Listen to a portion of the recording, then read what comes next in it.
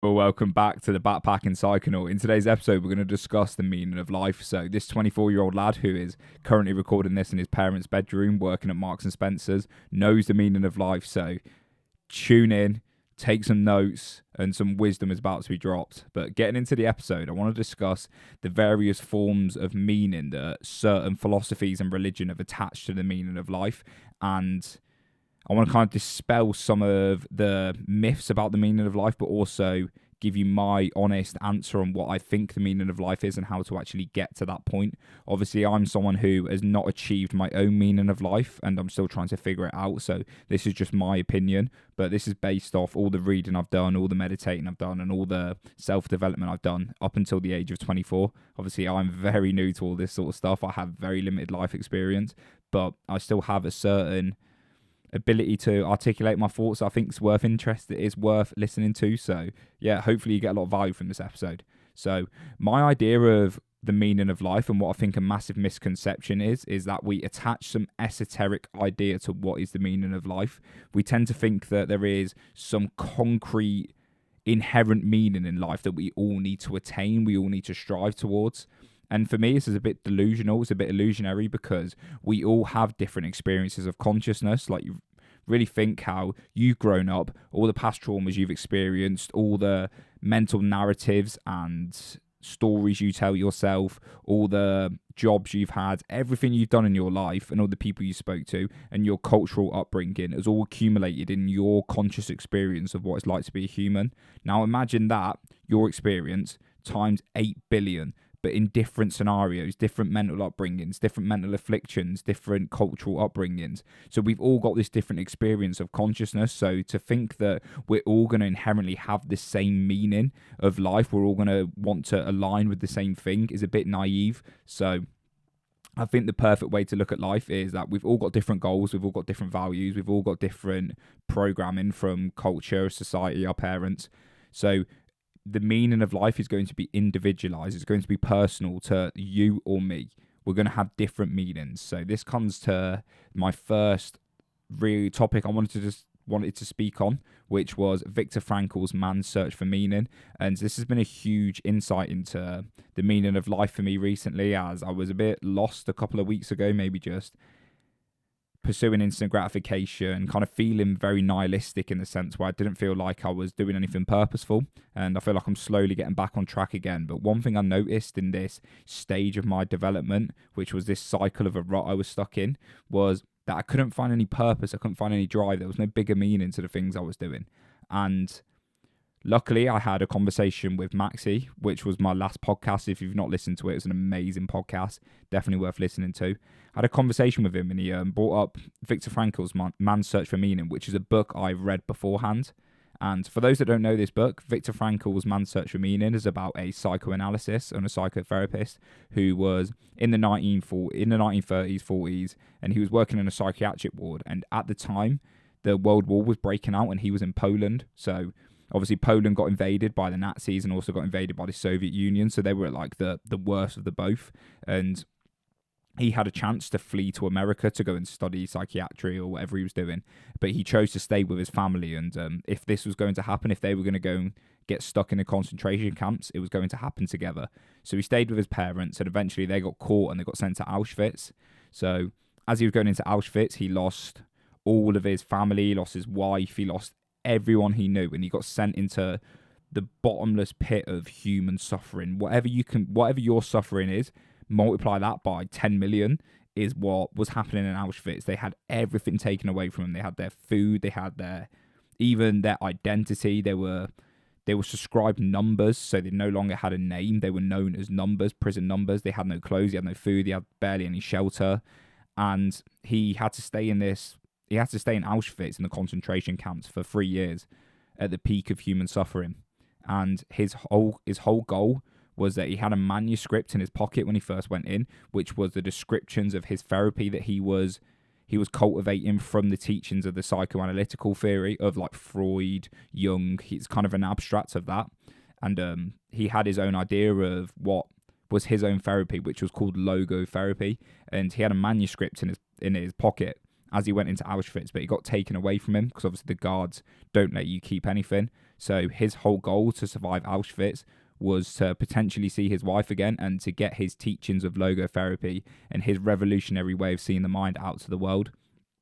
So obviously in this 3 years that he was developing the understanding of the human psyche through suffering, he conceptualized some ideas of how the mind works and experienced a lot of tragedy, which taught him lessons about how the mind works in its base form when it's stripped back between its essential mechanics. Like when they have no external stimulus other than the survival mechanisms, he's seen the mind at that, which is something that is very rare these days, as we all live a very comfortable lifestyle. And he said the lessons that he learned was that the meaning of life is inherently yours to choose. There is no meaning inherently involved in the universe, in life. Everything is happening to you, and it's your job to interpret that in a meaningful way. And when you can't do this, when you lose the ability to choose how you interpret reality, you therefore lose meaning. And he was saying how this was the difference between life or death, between people in Auschwitz. The people that survived and got through the human suffering were the ones that had the greater purpose to attach to. They had an idea of, this suffering is going to allow me to get to a higher place. I'm going to get through this suffering, and I'm going to make an impact on the world, or to see their children, to see their wife, to be a dad again. Whatever that bigger purpose was, they could make sense of the suffering because they attached a meaning to it. They had a reason for that. So it's a good way of looking at life, as like, the meaning of life is yours to choose.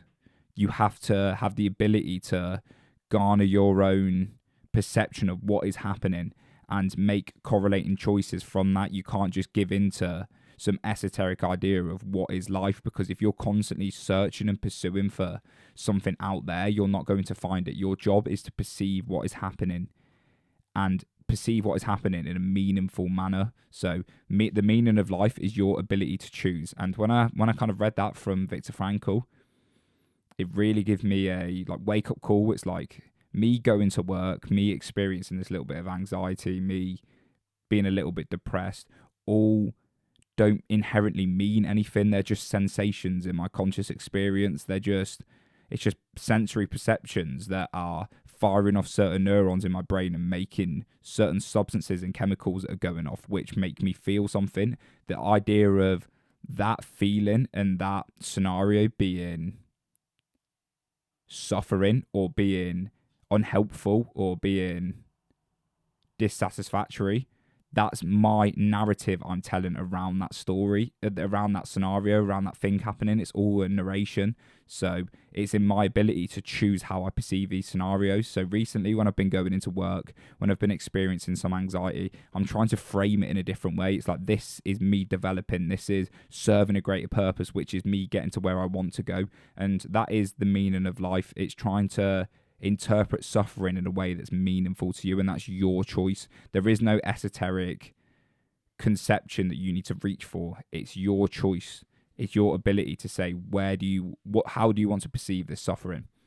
So we could say, actually, the meaning of life is how you interpret suffering. So at the base of everything that happens in life, you're always going to have suffering. Doesn't matter what your circumstances are, it doesn't matter how you feel right now or how you're going to feel. At the base of everything that happens, there will always be certain mental afflictions and environmental factors that inherently bring suffering, and you're going to have to choose between things. You're going to have to give up things. You're going to have to go through pain, and this is just it seems to be an essential part of life that suffering is just involved in.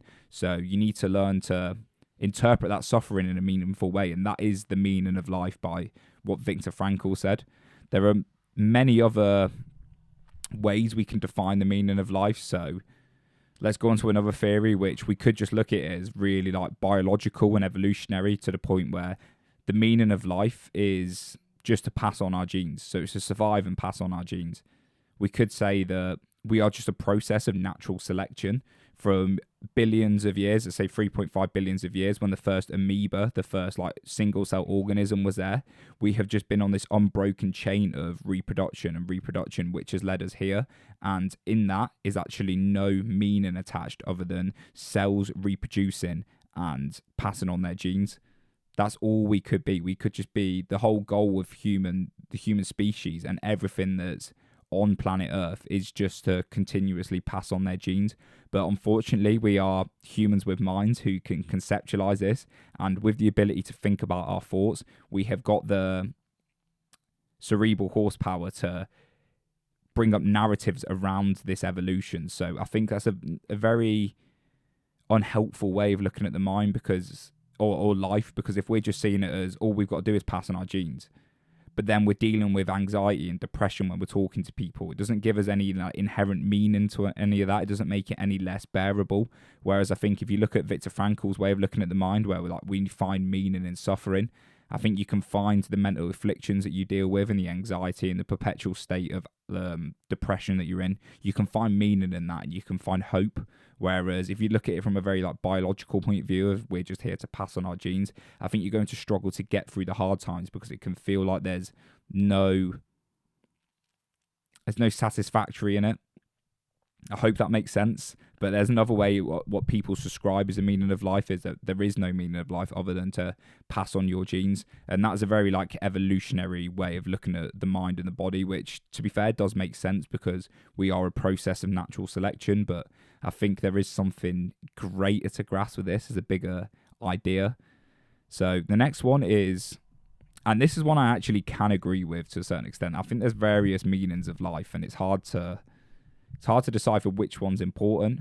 But so if we look at how the ancient religions, so let's say Christianity, Islam, Buddhism, Hinduism, Taoism, what do they extract the meaning of life to be? And it's interesting because these ancient, the biblical series and the texts of the Eastern philosophy, they have been the cornerstone of civilizations for so long, and they've garnered these massive religions that thousands, millions, and potentially hundreds of millions of people have believed in and followed their achievements, followed their teachings. So we have got to take them seriously, because they obviously had a foothold on society, and they've influenced the way we think and feel, and they influence the way millions of people think and feel. So let's look at how they say what the meaning of life is. And a lot of them have a relationship with the divine, and how we can define that divine is completely correspondent of the religions. Each religion has their own definition of what divinity is, whereas the Christianity see that as God, Jesus. They've got this personification of what they think God is, whereas the Hindus look at it as very everything is God, everything's flowing. The same with the Taoists and same with the Buddhists. The Buddhists go on to the sense of self as a pure illusion. They talk about the egocentric mind and how we are not what we think we are. So they've all got different ways of looking at it, but at the core base of all these biblical texts, of all these ancient religion texts, is the idea that we are not who we think we are, and we are everything. Everything is interconnected, and the whole goal of life is to serve the greater purpose, which is God. That's how they define God, is the greater purpose. It's what's created reality. And you can rather look at this as you're serving God, or you kind of are God and everything is God. But their greater teachings is to dispel the illusion of the sense of self. This idea that is Alex Rogers, this idea is you, that you're listening, is just a pure illusion. It's something that's fabricated. It's a narrative in our own minds, and our job is to dispel these narratives bit by bit and get closer to the core consciousness, to just that faculty of awareness where you are just observing with equanimity. That is the whole goal, to experience reality, and that's the whole goal of liberation, which is to experience God and experience what is happening. So that's another way we could look at the meaning of life, is to dispel the illusion of the ego and serve others, because as you're serving others, if you live a life of service to others, you're seeing the world as you are the world and the world is you. And why would you do something to someone else that you wouldn't do to yourself? Because if you lost this illusionary sense of self, you'd be able to go and serve people correctly and you would serve people out of pure love and compassion. So at the bottom base of reality is love and compassion. This is what the religions are teaching. And if we can strip away this self-centered, egocentric mind that has maybe come through an evolutionary purpose, then we can actually work in a manner that is pure service to others, and we can experience compassion and love.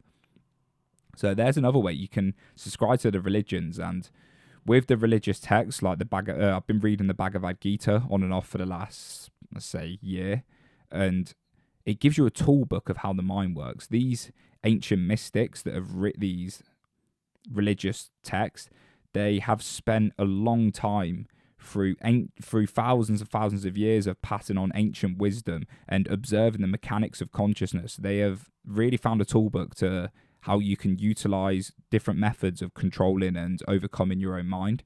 And if you follow and subscribe to these religions and you take away the relationship to the deities and the gods, and you really look at it with an observational point of view instead of giving into dogma, you can really find a lot of alleviation of suffering in these teachings. And you can allow yourself to live a life of purpose because they teach the right virtues. They teach that you should serve others, that you shouldn't give into the mental afflictions of selfishness. And yeah, there's a lot with the ancient religions.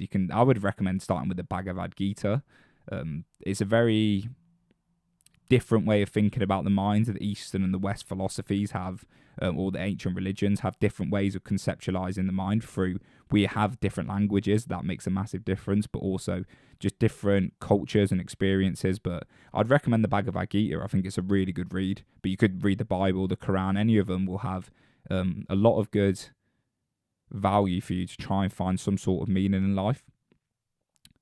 So on from the religions, we could say that the meaning of life from another point of view is to achieve your purpose and actualize your potential. Whereas if we say achieve your potential, I think your potential is always something that's quite out of your reach, because let's really think of the more you improve, the more you build up this self-esteem and self-image of who you are. And the more confidence you build up, the more evidence you have of that you can achieve more.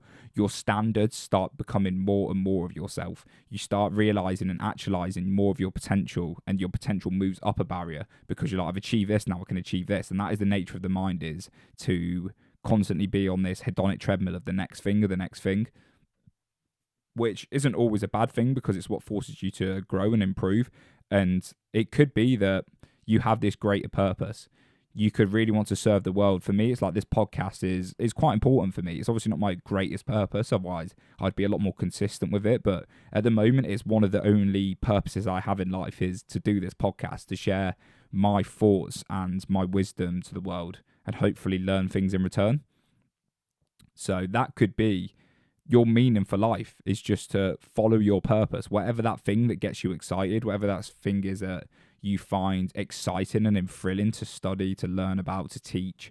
That could be your meaning. You could attach all of your meaning to that and cultivate your life around doing as much as that thing to serve others as possible.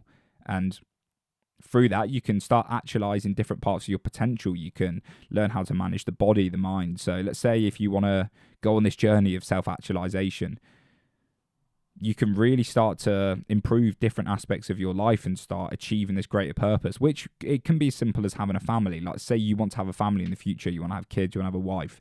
Be the best man you can be. Be the best person you can be. So you're in the best position when you have a child, when you meet that woman that you finally want to marry.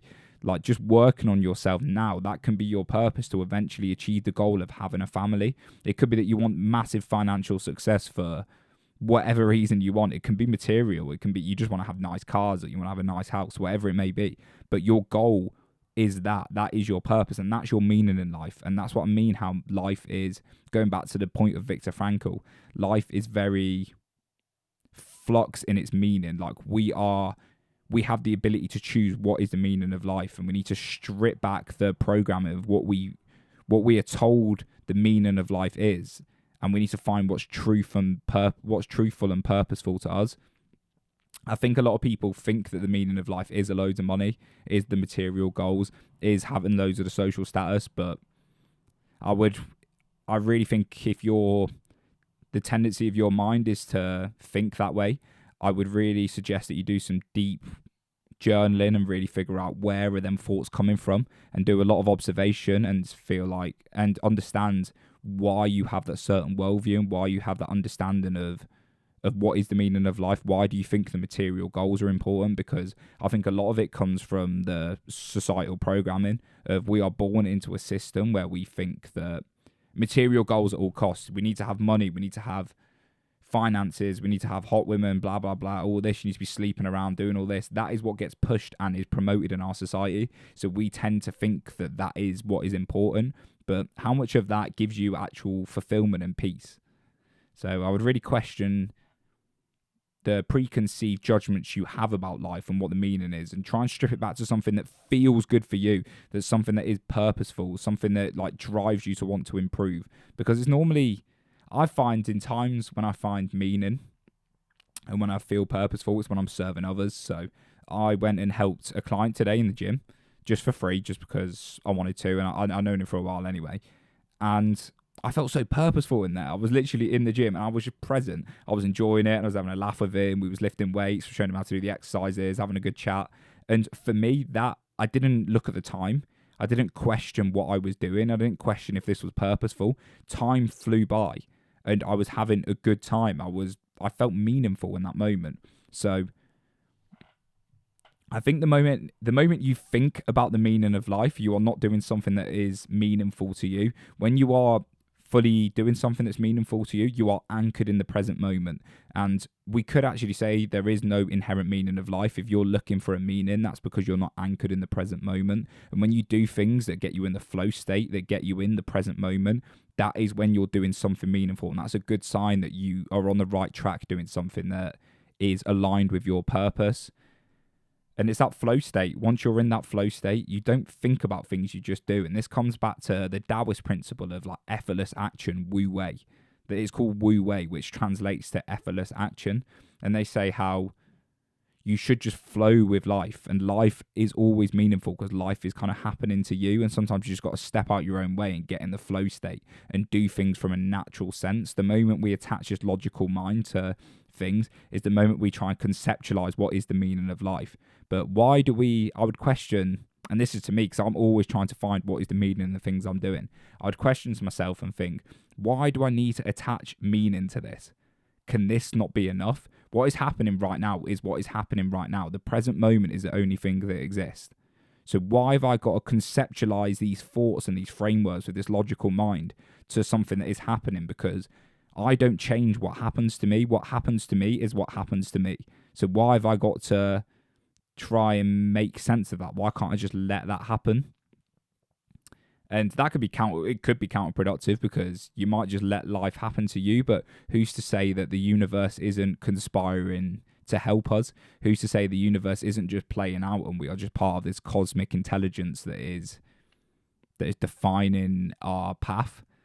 Interesting. There's a book called The Surrender Experiment by Michael Swinger, and he's like this spiritual teacher who was going to university, doing all these material and societal goals that you get promoted to do, and he just started getting into meditation, and he let go of the idea that he's trying to control life, and his whole goal was just to experience what would happen and go with whatever life gave him. So not to fight against life, but just whatever happened, accept it and move with the flow of life. And he ended up being like a billionaire, this multi-million-pound businessman, lived a really successful life, had loads of monks and Buddhists living with him and all these things. He lived this really cool life just by surrendering to what happened. So how much resistance and how much suffering is caused by us trying to force things.